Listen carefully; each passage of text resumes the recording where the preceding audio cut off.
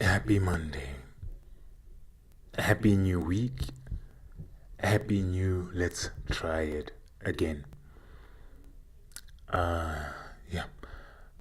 Looking to transition a lot of these spaces to be more purpose oriented in how we serve up our content, as it would be.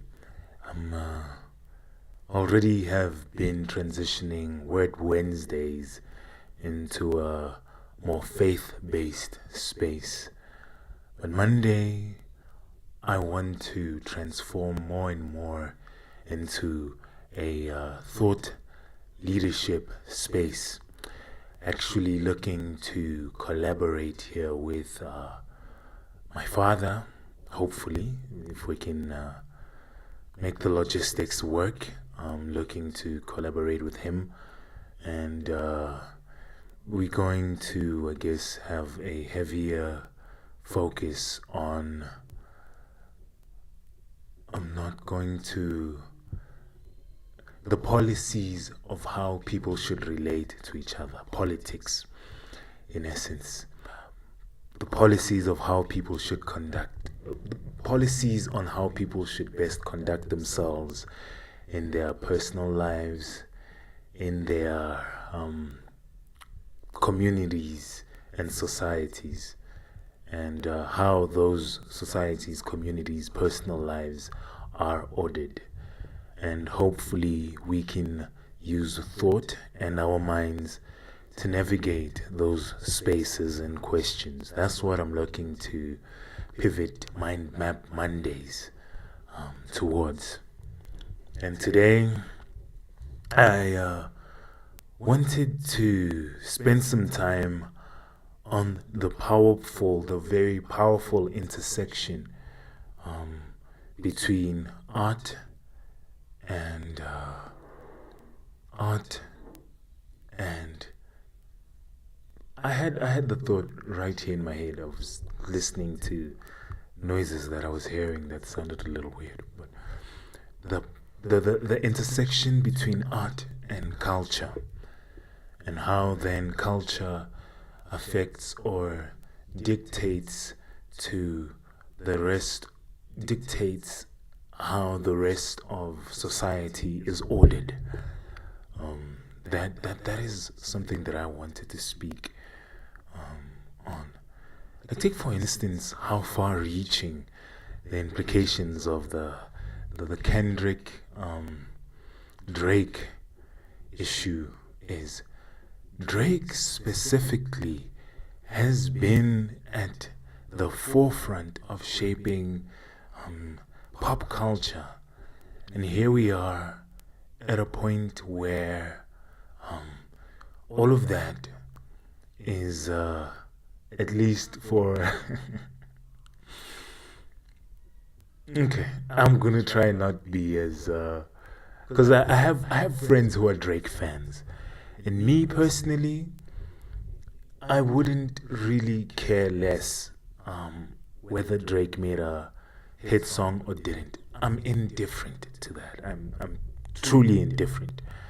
I'm not a hater, not a lover either of Drake and Drake's music. But I must say we are at a quite an intersection here because of what this means, this specific beef between Kendrick and Drake means, and all the receipts, seeming receipts, or rather how this beef has been brought to an end, but isn't seeming to come to its conclusion in any way because of alleged ghost accounts belonging allegedly to Kendrick and all the spice that's happening. But what does this mean for the culture generally, right? It has also unveiled pretty. Whoa, there's quite a. I'm sure it's from the wall. It has unveiled how much these big corporations are vested in our culture or pop culture propagating a certain kind of image, right? Like, was it Future allegedly, who doesn't do drugs but promotes, help me if I'm talking about the wrong person, doesn't do drugs but promotes a lifestyle that glorifies that, right? Like these sorts of things. We see that culture is aligning itself strongly. It has always aligned itself strongly with art. Like, look at times before the Renaissance, during the medieval times. I'm going to circle back to the Drake issue and what it means, and big corporate and all of that. But look at the times like the medieval times, and how art was not even that, before even the medieval times, the Dark Ages, where art was closely intertwined with spiritual and religious themes, and that also reflected in exactly how the common folk lived their life, because the things that they took the time to set their attention and their minds to are the same things that grew in their lives, in essence, right? Because of how much time they spent looking at these things. And then we look at times like the Renaissance, where art began to pose questions about reality and the structures of reality, like the human body, and questions about celestial ideas and the soul, and all of these things that were questions during that time. These thoughts that used to be for a select few who had the resources to be schooled and go to school, were now in the public eye, and everyone in the public eye was concerned about questions like, who exactly am I, and how exactly do I exist, and all of that, because the art reflected those sorts of questions.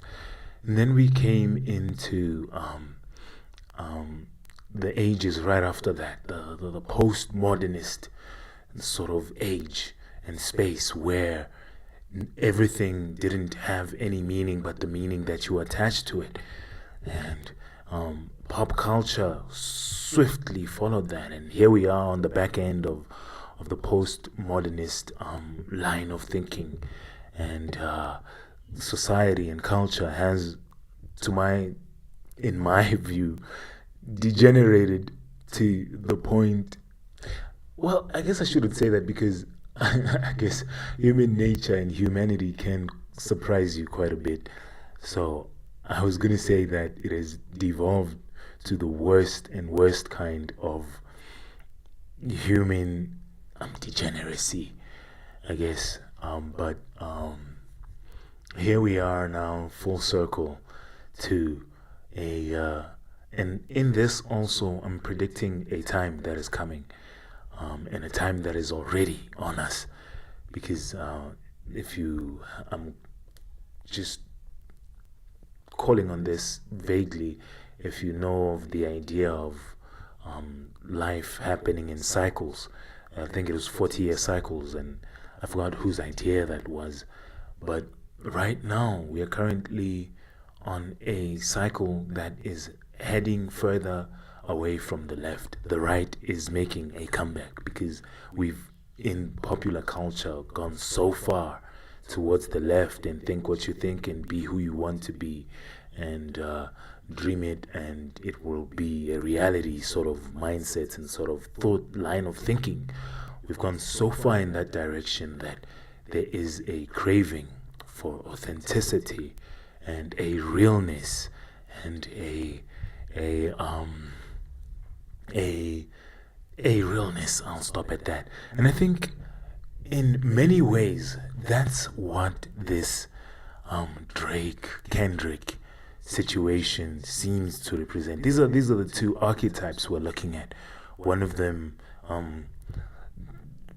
thought to be and presenting to be a more authentic and real and truth searching and not a role-playing individual who gave us the last album that he gave. And this is not in any way a critique or a commentary on the actual work of the two artists and who's better and who's not.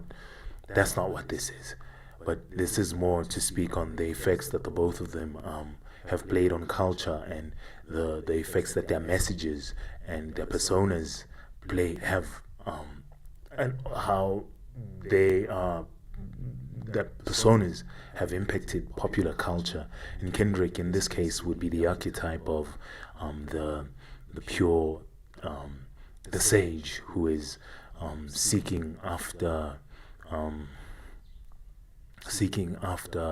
truth and authenticity and being real, and a true student of the craft and all of that kind of stuff. And Drake, in this, at least as it stands, would be the more a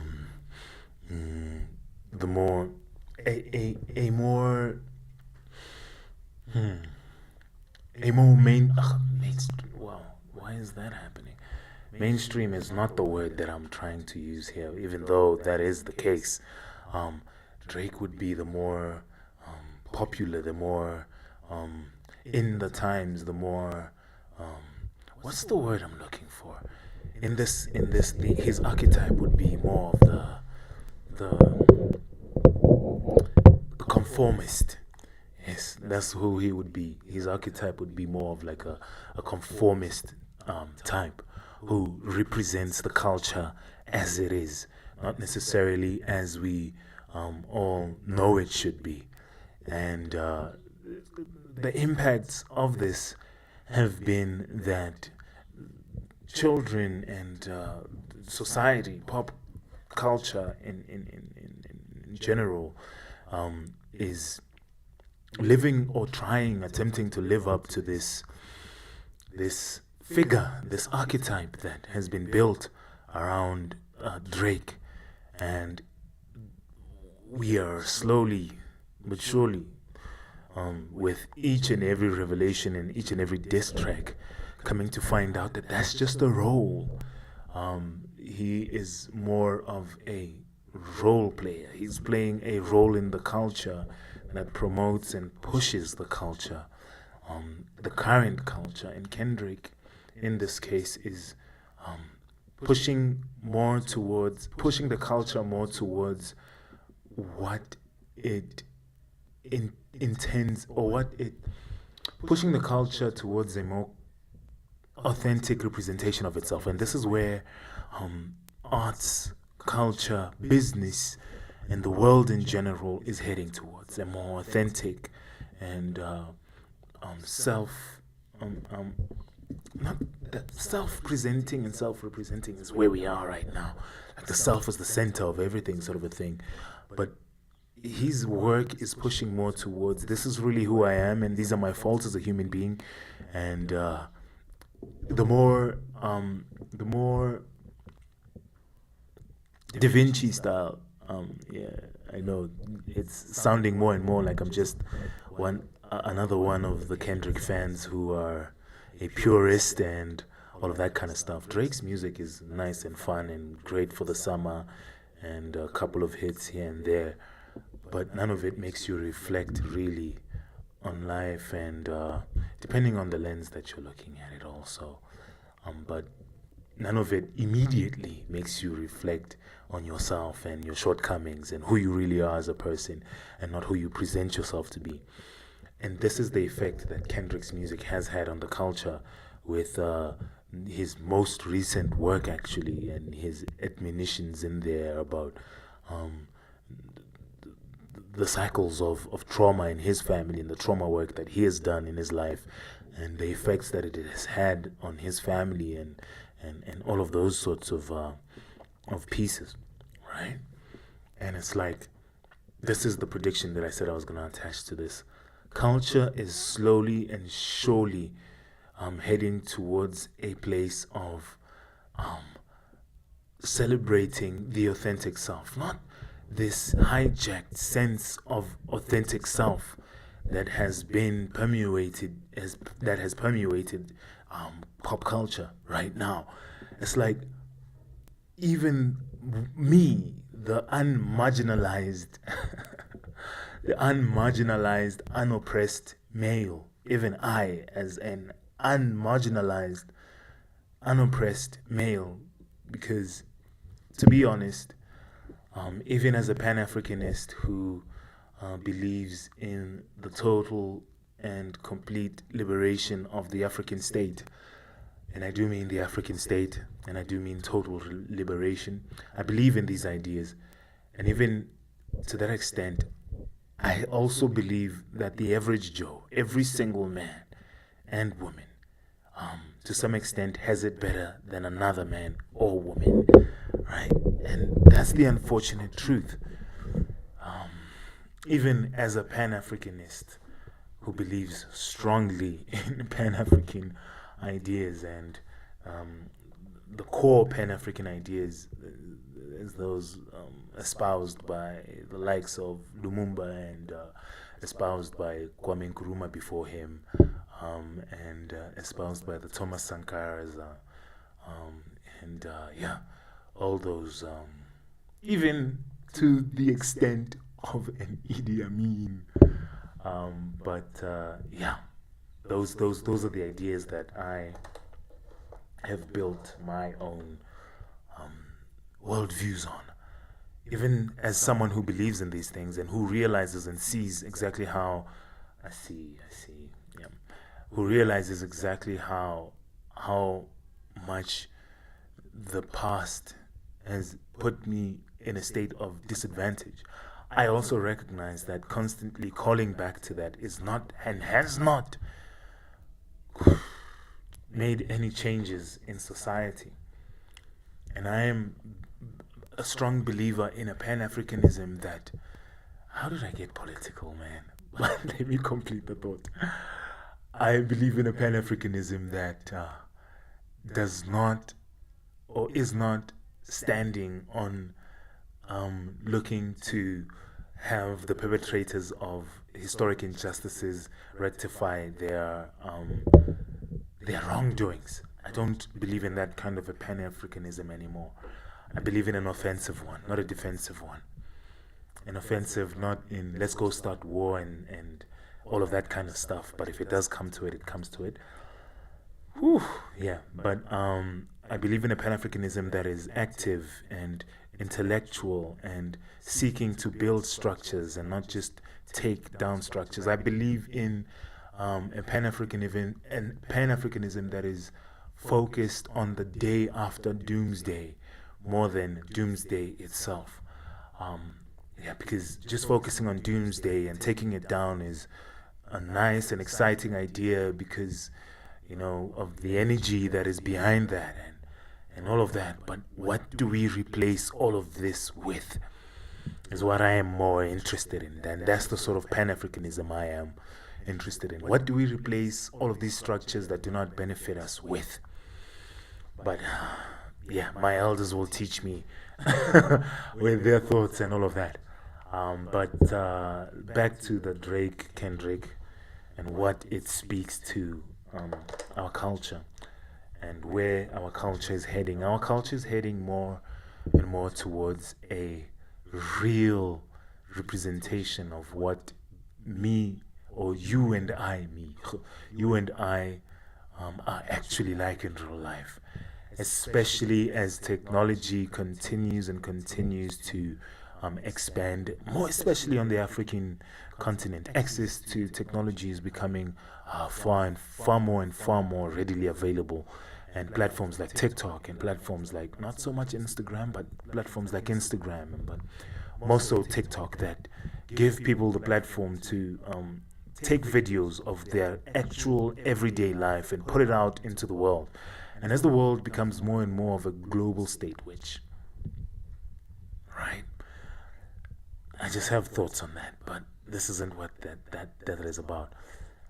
We recognize that we're going to recognize more and more that those who show up as themselves, really as themselves, at the possible expense of offending other people are going to be more rewarded in the upcoming economy. In the face of what is this thing called again? All of this stuff that we're being taught in school. I forgot about it. All of this, the equity and all of that kind of stuff. That is fading. That is fading. And I believe, especially more on like the black empowerment front, that it has to some extent done more harm than good, because it has diluted our message and our struggle, and made us out to be as if we can't think in revolutionary terms. This conversation was not meant, it was meant to be focused on the culture, but I guess politics is also a cultural, an aspect of the culture as well. But yeah, culture impacts society in a very real world. Whatever the arts is focusing on, the culture will quickly follow as well, right? And that's my my personal interest in the arts. That's where it comes from. And I think before I turn this even far more political, I'm going to shut it down. And hopefully we can connect again tomorrow. And I think that's where these platforms are quickly pivoting towards, connecting people. That is something that is so close, near and dear to my heart. Connecting people around thought, around faith, connecting people around art, connecting people around business as well. These are the things that I care about, and these are the things that I'm going to pivot the spaces that I build more towards. And if all of those things are things that you're interested in, feel free to connect with me on all social platforms, working on revamping all of my social media presence as we head towards Q3 and the second half of this year. I'm looking to make sure everything is a lot more clear around who I am, what I care about, as well as the things that I believe. All right, this has been Falu Ikanji for Mind Map Mondays. I am also just gonna put it out here, right now. I mean, quickly going to begin pivoting my spaces into a more, damn it, there's such a delay and it is bothering me much. Let me see if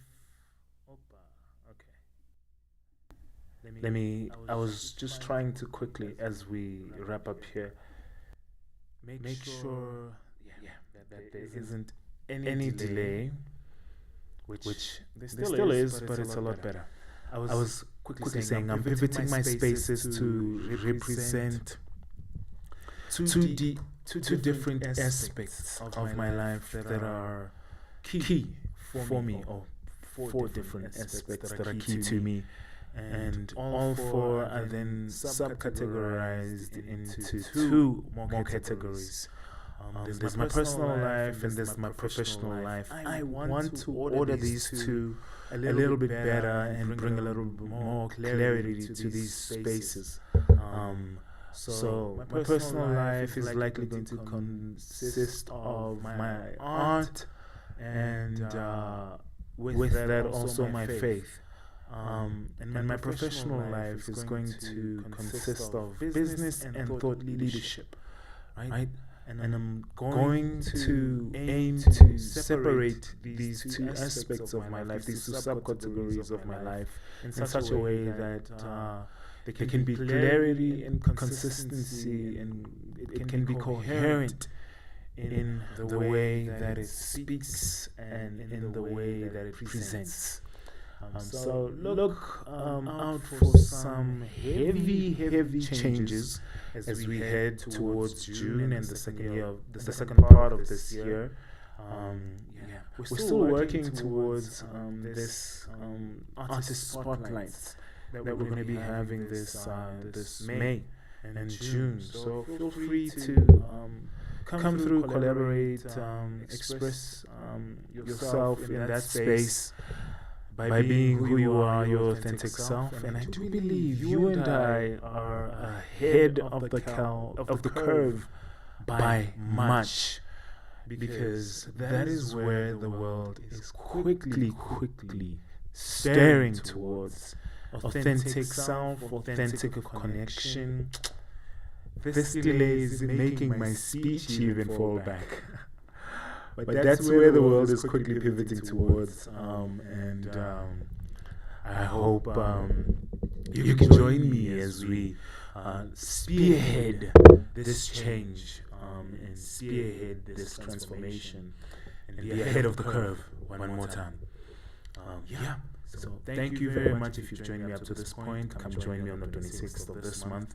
Let's have ourselves another great, what do we call it? Gathering. So looking forward to having you there. This has been Mind Map Mondays. Thank you very much for joining me here. I do appreciate your company. And as always, adios, adieu.